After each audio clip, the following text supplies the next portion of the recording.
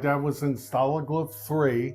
He was a prisoner for a total of 9 months. They transferred him to Stalag 7A. They were trying to retain the most valuable, most highly trained prisoners, which of course were aviators. They went from Stalag 3 to Stalag 7A, was 4 times overpopulated. There were 40,000 prisoners in Stalag 7A. It was designed for 10,000.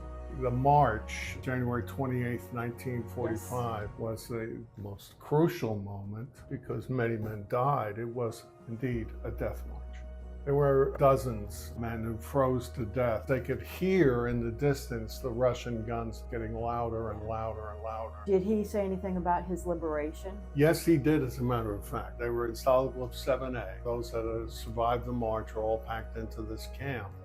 They heard artillery turning into small arms fire, and he said, everybody get down. Just everybody get down as low as you can. If you can go under, if you can dig a hole, get in it, because the shit is about to go down.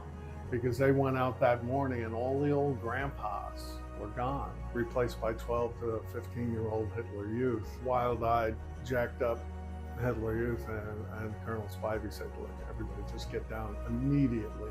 It was Patton's Third Army that overran, and Patton's Third Army came through the south. Nobody stuck their head 1 inch above the ground, and bullets were flying through these barracks that were made out of tar paper anyway. It was a short, sharp engagement with these Hitler Youth. When they called the all clear, all the Hitler Youth were dead. Not one survived. General Patton made a big deal out of it, of course.